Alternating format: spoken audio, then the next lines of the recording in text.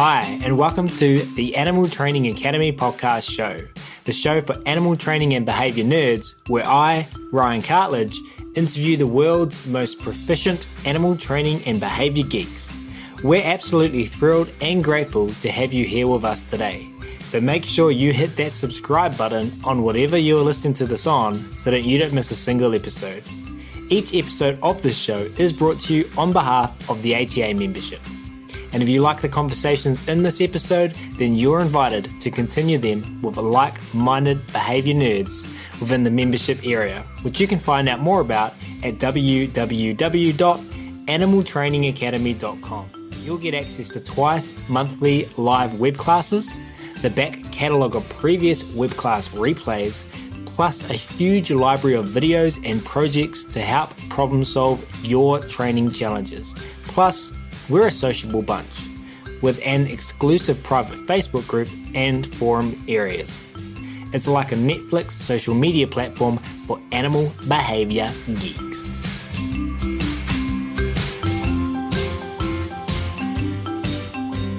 I will start today's episode where we are very excited to welcome back to the show one Nicole Pfaller-Sadovsky, PhD. As a long-time owner since 1994 and a dog trainer certified according to animal welfare and protection legislation, awarded by the Austrian Ministry of Health and the Messeli Research Institute, VetMed Vienna, Nicole founded her own dog training business in 2008, Happy Fellow Coaching and Seminars.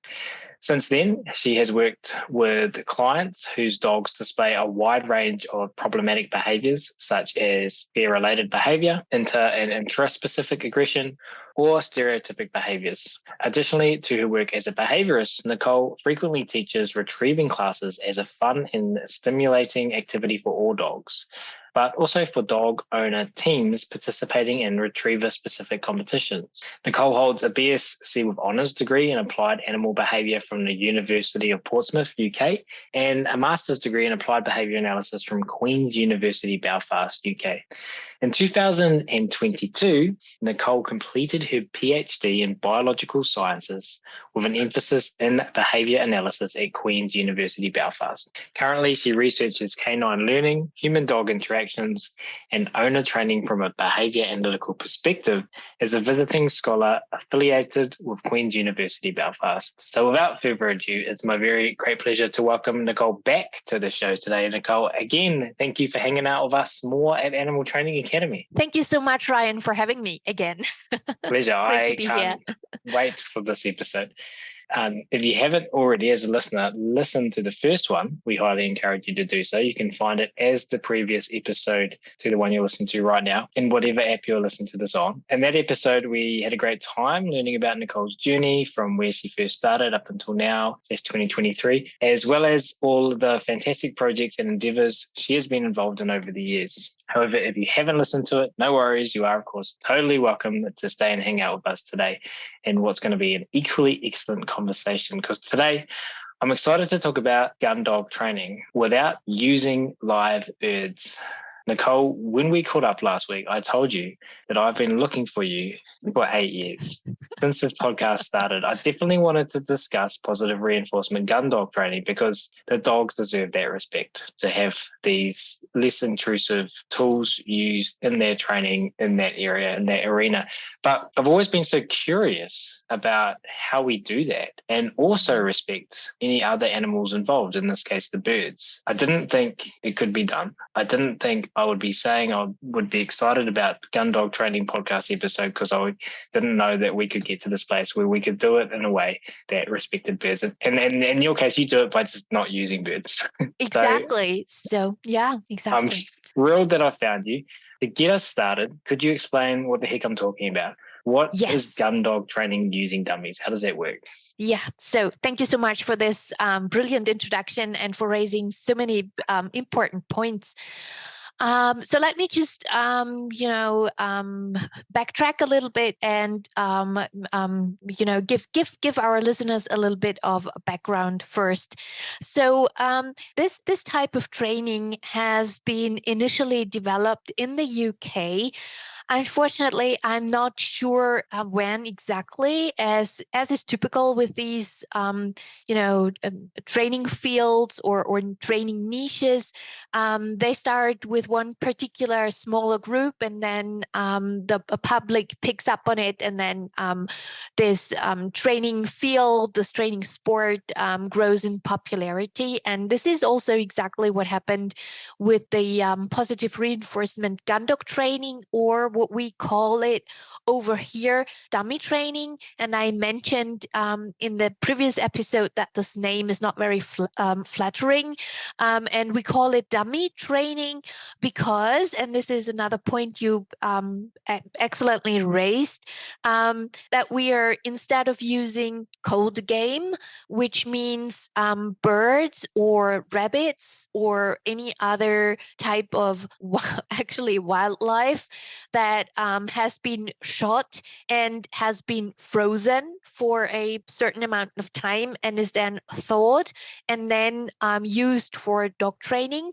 So this would be gun dog training using cold game. And instead of doing that, we use dummies, which are dumbbells made of an outer layer of canvas fabric, and they come in.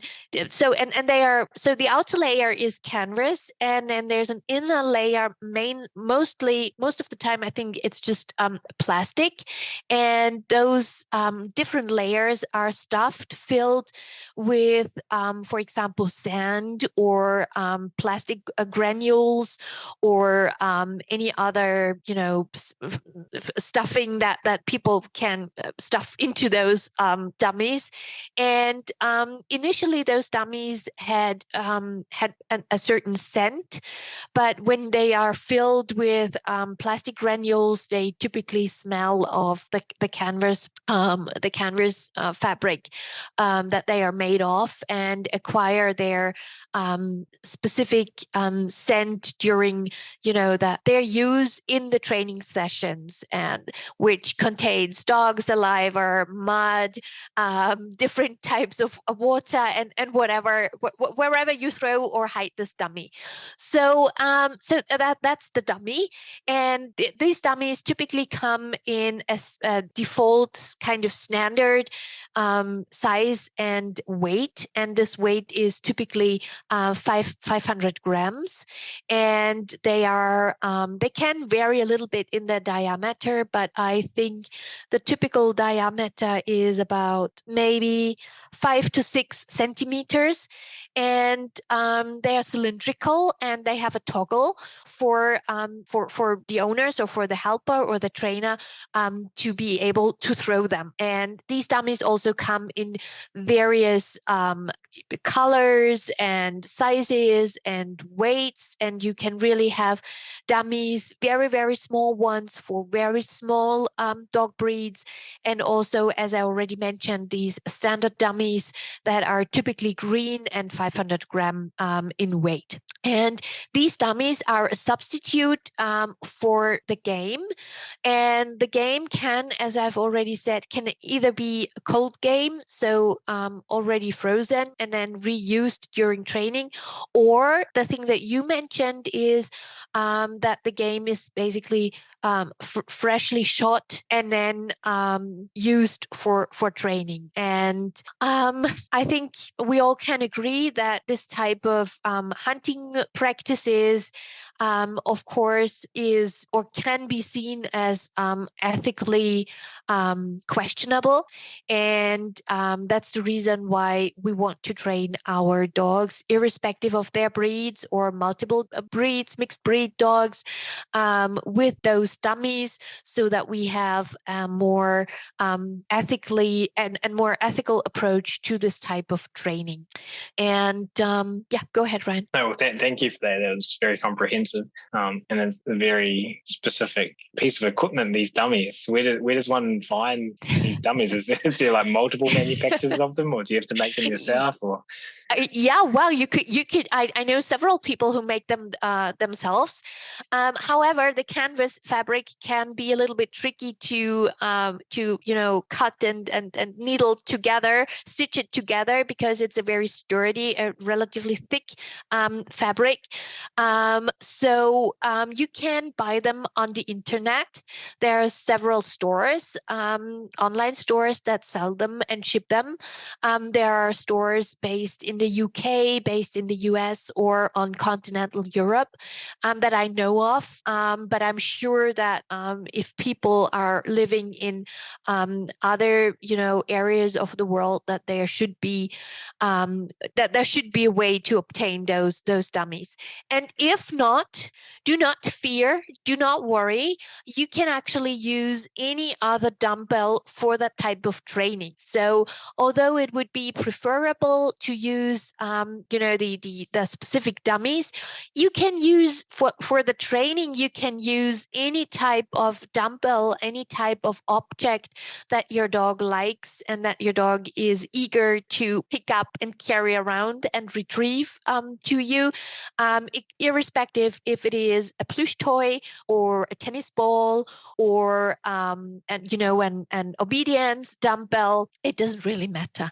You can do this type of training with any dumbbell. so the fact that there are multiple stores, does this mean the practice of doing gun dog training without live birds is common and that I just didn't know about it, or do the dummies have other purposes as well? So I would say it's the first one. I think that is really getting very, very popular. Most people know, or many people know about this type of training. However, I think most of the people are unaware that this dummy training with the dumbbells, with the dummies, or any other objects has its root in gun dog training, in preparing the young dog or the inexperienced dog for their job in the field, picking up wounded, shot birds or rabbits or hare or any other birds, or birds, mainly birds, and retrieve them to the owner or to the handler. So and that's quite an important part of the dummy training, because there is a tendency that the exercises that people do during training are becoming more and more obedience related and focusing on very specific a specific topography of the hunting, for example, of the searching behavior, and very much focus on the dog being controlled when the dog is running towards the dummy, and then, for example, stopped and handled in a distance, like giving directional cues to the dogs. And while these are, of course, important skills, like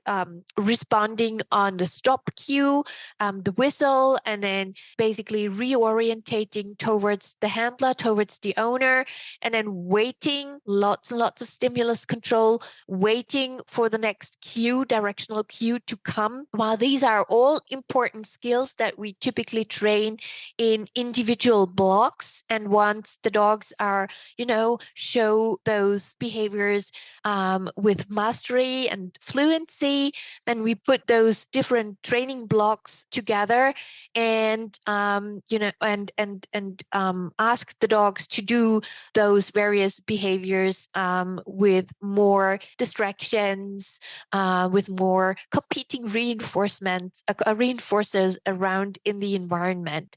But what I'm trying to say with all of these explanations is that while these are important skills, it is also important to see how the dog is working in the field towards the dummy on itself, relying on the senses that they are born with. And that's the fascination of this type of training, that we are using both. We are using our very sophisticated science of behavior change and learning to teach the dogs the necessary skills, for example, stimulus control, and retrieving. That's the most basic behavior that we need, that when you find the object, don't run around with it, don't run away with it, but retrieve it back to me, preferably into my hand.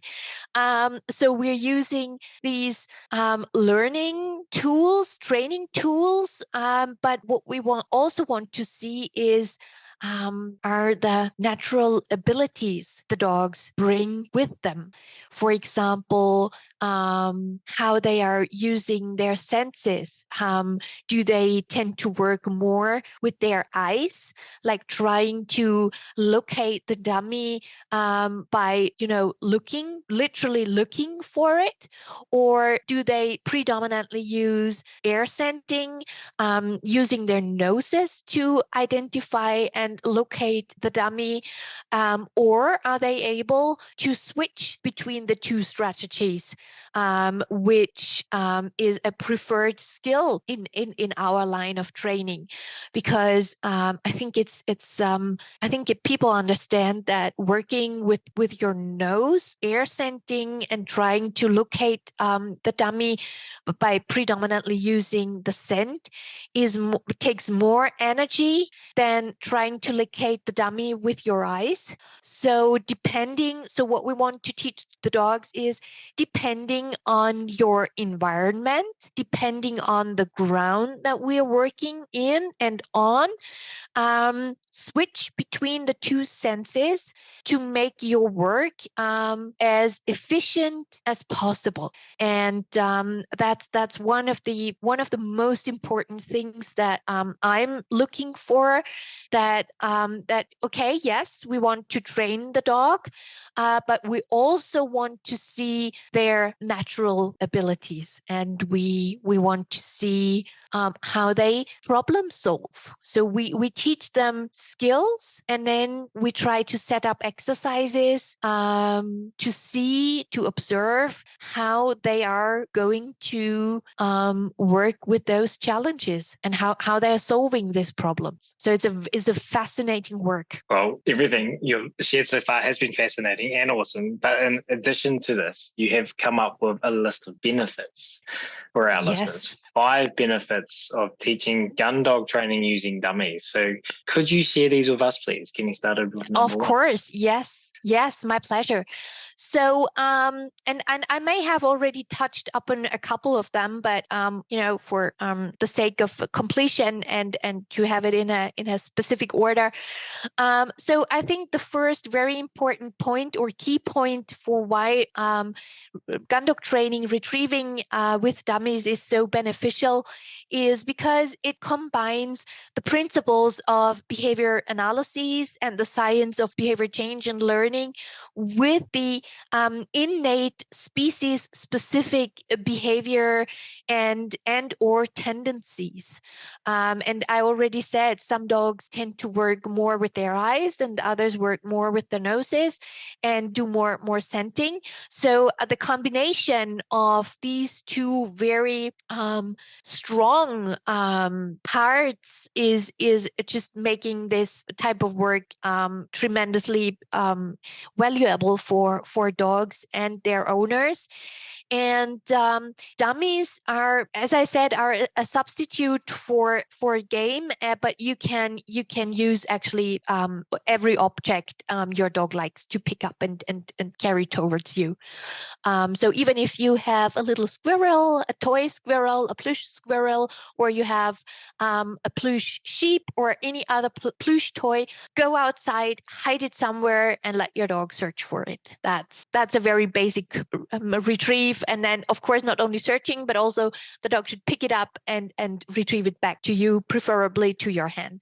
So whatever you want to use it. And I hope we have the time to talk about the various different exercises that we developed during the last 20 plus years. So, but let's go back to the benefits.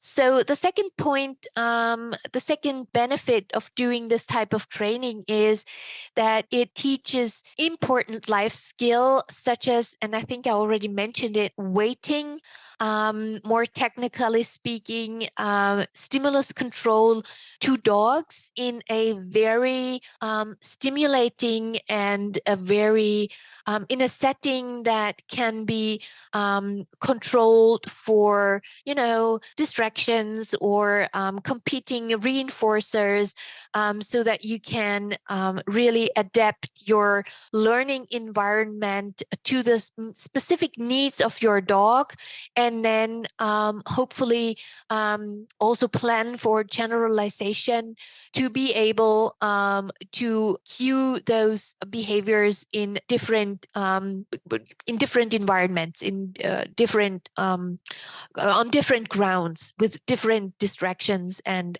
so on. So it teaches a lot of behaviors that are valuable for everyday life. And it's not just waiting, but also stopping on a whistle cue, for example, or also recall on a whistle cue if you want to use a whistle. So there are lots and lots of different things that can come in very, very handy during the gun dog training, during the dummy training. A third point that is important is that with this type of training, you can enrich the walks with your dog on a very variable ways, because you can switch between dummies, you can use different grounds, different environments you're training in, and you can also vary between the different exercises, and this is an amazing way to keep your dog stimulated and interested in this type of work, because there's just so much different things you can add to your dummy training. So the fourth point out of this 5 benefits is, and I would like to change the perspective a little bit. We've now focused primarily on the dog and the owner. But I would like also talk a little bit about the benefits for trainers and behavior consultants or behaviorists who may be interested in taking on this particular type of training into their business, or as a offering for clients in their toolbox.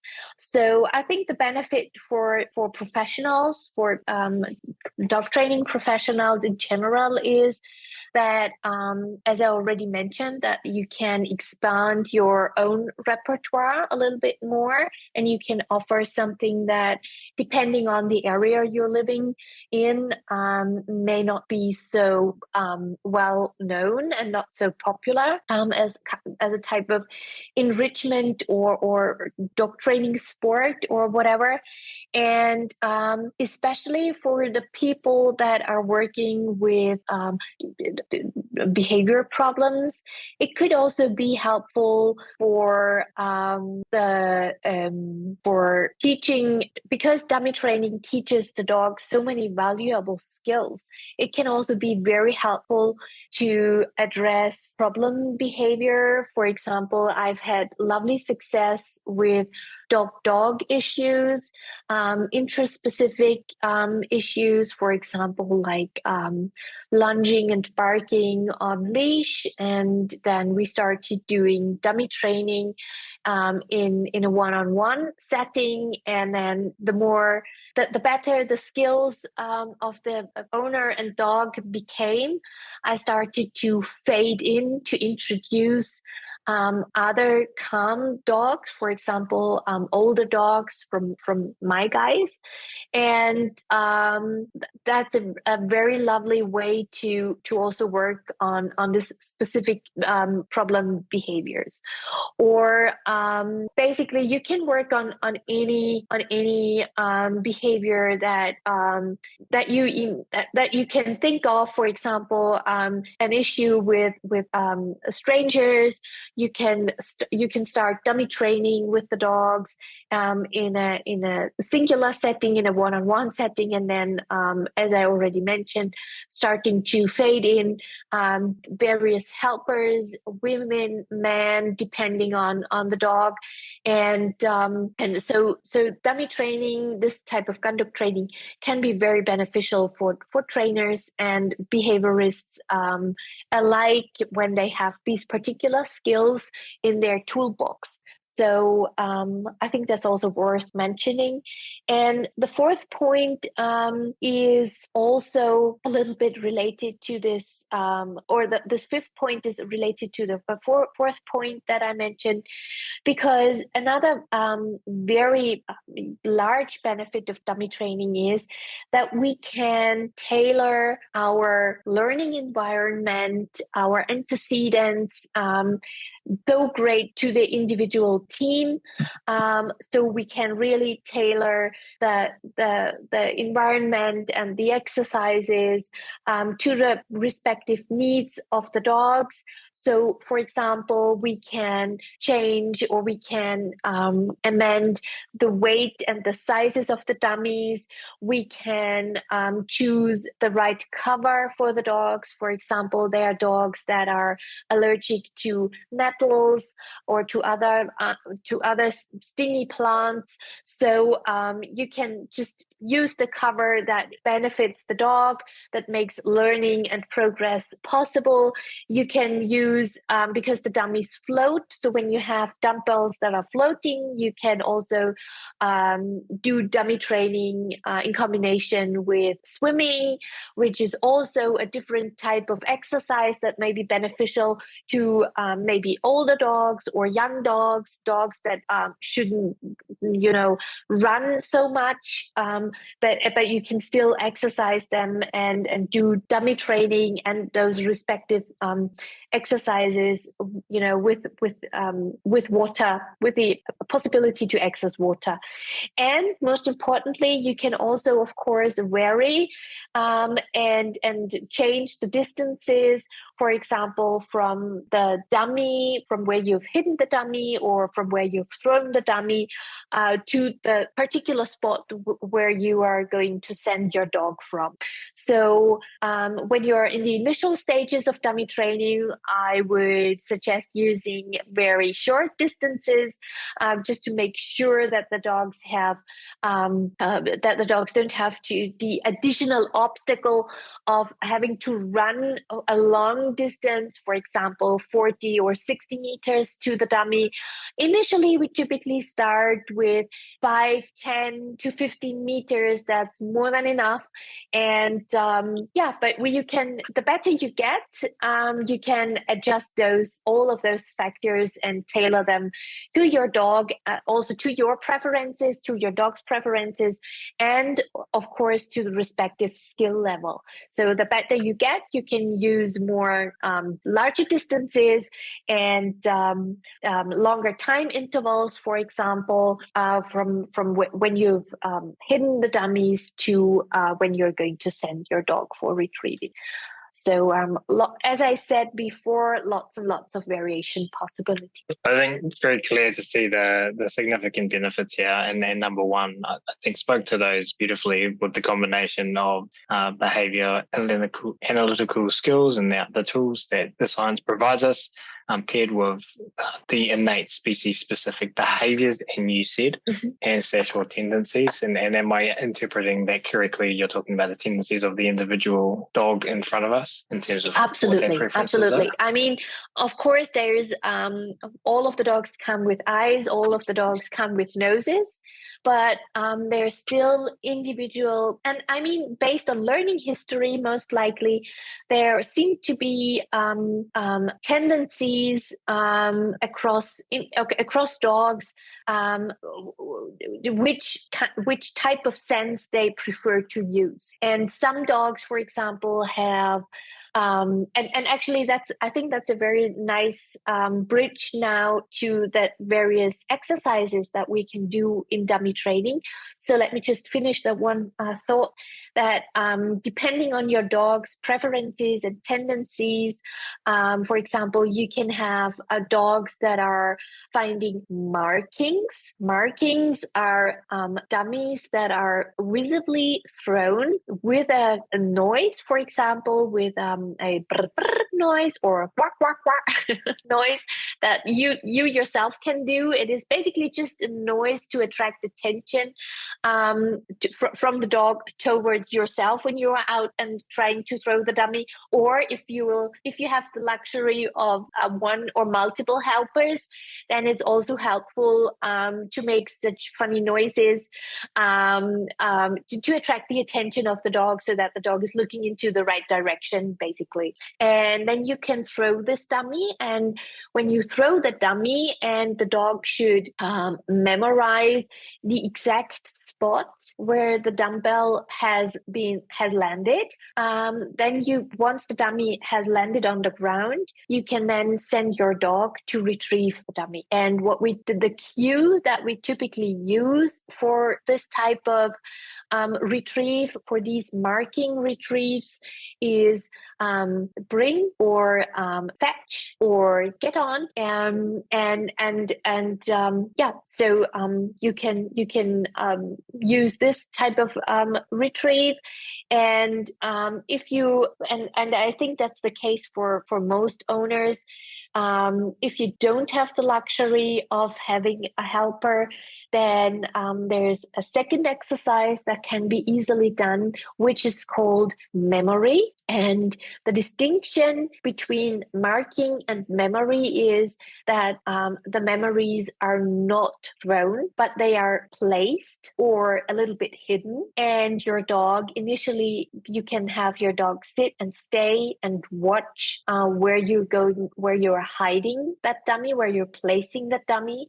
And then you can do a little bit of heel work, maybe on or off leash, depending on the surrounding, depending on how your dog may be distracted by other stimuli in the environment, but also basically how keen your dog is going to be to go back to that dummy and try to fetch it and not waiting on your cue. So there's absolutely no issues of doing this little piece of heel work, for example, 10 paces maybe away from the dummy. And please make sure to reward your dog after you turn away from the amazing dummy, from your dumbbell, and try to frequently reinforce the behavior that you want to see, namely going with you away from the dummy, showing this nice piece of heel work, and then you turn around, and then you unleash your dog, and then you wait a couple of seconds, and then you give the cue for the dog to run away that 10 paces or so.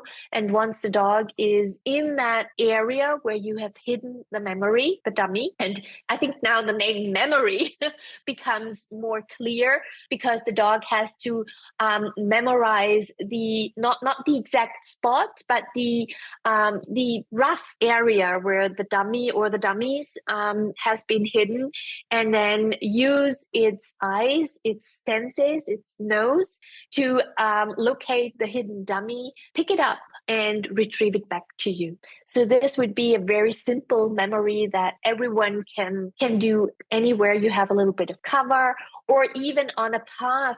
And on a path through the woods, you could also have your dog on a long line, maybe a 10 or 15 meter line, and the chest harness, And then you can also do a little bit of dummy training in environments where you may encounter other distractions, for example, other wildlife or free running dogs, or pick your stimuli, pick your distractions.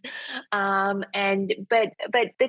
the key point here is that irrespective of the actual environment, the actual skills your dog already have, you can always adjust your training depending on your dog's needs in the respective situation that you're currently in. And people who might hear gun dog training and be into gun dog training and be hearing this and interested in this might have retrievers or tollers, but you mentioned that this is a option to explore for anyone with all breeds of dogs. Absolutely. And I think the basic requirement to enjoy this type of training together is that the dogs like to pick up things, and also they don't have any physical restrictions. Like I think the only two reasons when this type of training is contraindicated is when your dog is having any movement issues, like physical issues, for example, like issues with the elbows, or any other movement restrictions, like they are not allowed to run around a lot, for example, or make sudden turns and stops. So I would be careful with these types of dogs. And the second point that I already mentioned is that if your dog does not enjoy carrying around things or picking up things, objects, then maybe this type of training is not the right choice for your dog. And also dummy training can also be, or another aspect that I would like to add to the health related issues that I just mentioned is always check your dog's gums and teeth, because they work a lot with their mouth. They have to pick up things, and make sure that the teeth and the gums are healthy before you ask your dogs to retrieve. And this reminds me, because this is also a question that comes up a lot, that, for example, with puppies, it may be a good idea to, you can start retrieving work, playful training with balls, for example, very carefully, not too much sudden stops and sharp turns for puppies, of course, and not too much training, of course. But once your puppy gets into the teething phase, you also want to be careful with this type of training, because as we know, also individually different, of course. Some dogs suffer through teething. They have inflamed gums. The whole mouth hurts, and so during this time, I typically advise people to stop the training, to stop the retrieving, unless you see that your dog is not troubled and by the teething and picks up different objects by itself. Then I think small doses of training is absolutely okay, but just to make sure that people are aware that there are certain time frames in the development of the dogs where maybe you want to be careful with sending the dog to pick up things when it could be unpleasant for them, and that's something we want to definitely avoid. And this brings me to another point. Unpleasant things can also happen with dummies when they become too cold. For example, during freezing temperatures, or especially when when there is snow on the ground, we stop the retrieving work with our dogs when snow is on the ground, because I think we can all imagine that it is unpleasant and maybe even painful to pick up a popsicle, an icicle with your teeth. And because of the saliva and the wetness from the snow, the melting snow, and then the freezing temperatures, these dummies can become very, very cold and frozen within a very short amount of time. So either you carry a ton of dummies around to swap them on a regular basis before they become too cold. But frankly, I think a break in training is absolutely warranted at some time. And during winter time, especially when we have snow, we stop the retrieving training, the conduct training with them. Well, thank you for sharing all of that. And then I'm just thinking about the listeners of the show and maybe people who teach classes are wondering if this, and people in particular, and I know most people who teach classes are always looking for new and innovative and exciting things to offer their clients and to keep it reinforcing for their clients, but also to keep it reinforcing for us doing classes.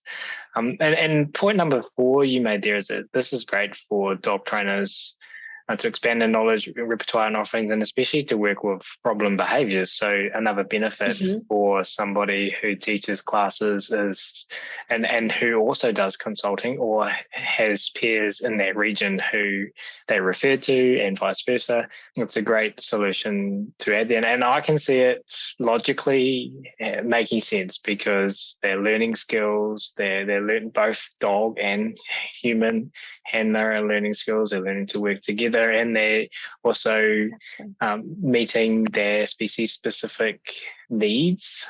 Exactly. And we're giving the dogs a job. There's this, it makes a lot of sense. Can you speak to that more? Maybe like what kind, if someone's listening and they're thinking, oh, this might work because I want a new class, and also I can maybe utilize this new opportunity with behavior problems. What can you give some other examples or talk more about that point? Oh, absolutely. So 2 great points, Ryan. Thank you so much for following up on this. So the first part of my examples relate to the group training settings, and it is absolutely possible and even encouraged to teach dummy training in a group setting. The only thing I would caution about is to make sure that the group size is very small, because otherwise, it takes some time for the dogs to search for the dummies, to go out, to run out after they're being sent, to run out to the dummy, locating it, picking it up and coming back. So make sure that your group sizes are small. And when I say that, so we typically work with between 3 to a maximum of 6 teams in one group. And the reason why I'm stressing this is because otherwise the waiting intervals, the waiting periods are getting quite long. And then this just drains out the fun of everyone. So it is an important component for both owners and dogs to learn to wait and maybe also a little bit watch the other dogs in your training group. But try to implement this in small doses, and also encourage your owners while they are waiting for the next retrieve, for the next exercise. Encourage them to bring stuffed Kongs, other chew toys, maybe a blanket, maybe a little camping chair for themselves to make them and the dogs comfortable, and also encourage them to leave the general waiting area. I mean, not wander off for kilometers or miles, but just give the dogs the opportunity to relax a little bit during their waiting periods in the group group setting, and discourage the owners from, just standing there, dogs on the leash, and basically forcing the dogs to watch the other team's work while they have to wait. This is just causing frustration, and make sure that the owners feel comfortable to leave the general training area a little bit, and let the dog sniff around a little bit. There has been some unfortunately not peer-reviewed and unpublished research on the effects of sniffing on the heart rate of dogs. So I always encourage people to let their dogs sniff while they are not working their dogs. And then and the effect was that sniffing significantly reduced the heart rate and the stress level of the dogs. So I always encourage my clients to go and have their dogs a good sniff, let them have a good sniff, and then maybe come back when you feel that your dog is ready and could relax a little bit, a couple of minutes, and then come back, maybe let the dog watch for a short period of time, for maybe 1 or 2 minutes, and most importantly, never forget, or always remind yourself, reinforce the behavior that you want to see again. And one big part of that is calm behavior around the owner while the other dog is working. So that's exactly what we want to capture. And don't be greedy with your reinforcers, especially in the beginning, when the whole, when the teams are all learning everything, and don't be greedy. Reinforce calm, attentive behavior, and make sure that your dog gets enough breaks from also watching and being calm. That's also a behavior. and actually the action part, the retrieving part, is the smallest thing that the dogs have to learn. It's the the taking back, the stepping back from the action, the waiting, the being calm is a huge part also of group settings. And so remind yourself that this is hard work for the dogs, and it should pay off. And so that's the group setting. Just a few caveats for the group setting. And with regard to the behavioral work for the behavior consultations, frankly, there are interest-specific issues that you can work on with the help of dummy train, like dog issues. But there are also human-dog issues. And for example, meeting unfamiliar people. Suddenly, unfamiliar people pop up somewhere.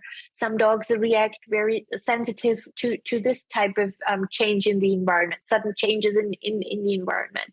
So all of these things can be trained with the help of conduct training. Unfortunately, I don't have any data on this, but I use dummy training frequently in this way with behavioral clients. And something I actually have data on, and I think it's the last paper that you mentioned in part 1, is It Is Mine, where we explored the possibilities of backward chaining, of retrieving or releasing a preferred object, an object that has previously been guarded by the dog. And the intervention was backward chaining the release on cue of a preferred object as a means to train mild forms of resource guarding or possessiveness, depending on the summary label you would want to use. Again, results showed that that this type of training, which also involves a small component of picking up an object and basically retrieving it to hand and then releasing it on cue, was helpful in training this mild forms of resource guarding with non-edible objects. So I cannot say anything about edibles, but there are some data on tangible on objects, preferred objects that the dogs were initially mildly guarding. I think I've achieved my task today of getting you to passion talk. No one can see you, but the level of animation you showed me talking in part 2, because part 1, I don't have any data on it, but it's observably different, and then it's really cool to get you speaking on these things that you obviously have a lot of knowledge about and a lot of passion about. I'm on your website right now, and I'm using Google Translate because it's in German. So that I can read it. For listeners of this show who want to learn more past this episode, what are their options in terms of working with you and learning from you? So I think there should be, so first thing, I don't think you have to use Google Translate. There should be an English version of our website. There should be a British or US flag somewhere for the English option, but never mind, just a side note. And regarding your question, so I am thrilled, happy, honored, and everything in between to be able to teach how retrieving works, and an online course for Dr. Susan Friedman's Behavior Works. And you can already find background information on the course, syllabus of the course on the Behavior Works website. And if I hope I got a lot of people interested in this amazing type of training. And even if you decide not to take the course this year, never mind, just have a look at the syllabus, because then you just get, I think, a better idea of what everything is involved in this type of training, because of course we couldn't touch on everything, but I had no idea that you were teaching that for Susan. It's a very new development. I can't see the little flag on your website. Oh, let me have a look. We will, for the listeners of the show, figure that out and let you know in the write-up. Okay, good. For the show notes, including linking to the information about your up-and-coming offering from BehaviourWorks in collaboration with BehaviourWorks. So we will link to all of that in the show notes. This has been a ton of fun today, and it's great to scratch the surface, and we encourage people to learn more. We are heading towards the end of this episode, but we always like to end talking with our guests with one last question, Nicole, and this one is about the future, and we want to ask you what you want to see happen over the next 5 to 10 years in the animal training world, which is cool because we've been doing this show for 8 years now, so we can go back and listen to what people were saying 8 years ago. But in your words, what are you really hoping transpires over the next 5 to 10 years in the animal training community? Wow, that is one challenging question.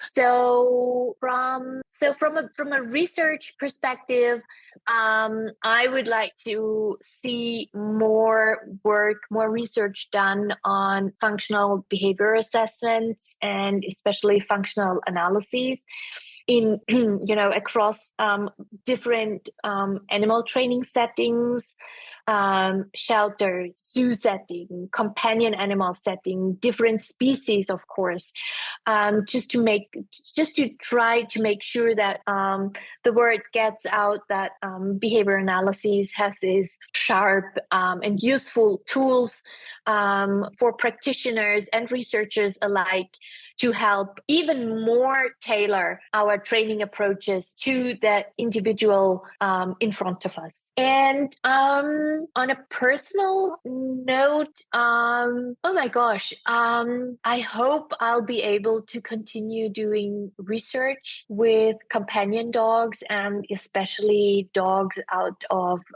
working lines, because this is my passion, and I feel that that especially the working bred dogs are quite under researched. So and especially going back to the gun dog training, and so many people own gun dog breeds.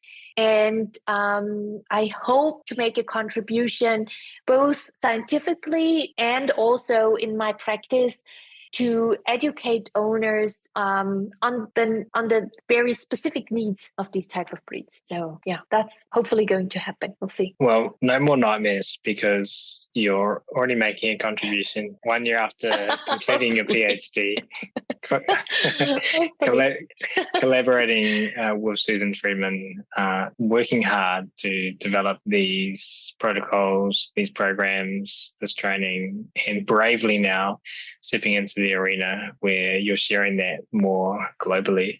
So we're grateful for your vulnerability and courage and for everything you do. So thank you for that and for taking time to hang out with us again at Animal Training Academy. It's really appreciated. Thank you so much, Ryan. It was my pleasure, and all the best for your show.